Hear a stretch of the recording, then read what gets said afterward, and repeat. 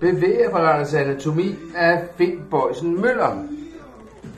Det er en udmærket bog. Tykkelsen passer fint til at lave en hofteøvelse. Denne hofteøvelse, den træner de små muskler omkring hoften. Det er vigtigt, at man holder fast, så man kan bevare balancen, og en hånd i hoften på den side, hvor man skal bevæge benet. Og så bevæger man i cirkler, og man gør det langsomt og kontrolleret. For så anvender man netop hoftens muskulatur og træner hoftens muskulatur. Og det gør man 5 gange, fremad, rundt i en cirkel og tilbage. Og man gør det 5 gange den anden vej også. Bagud først og rundt.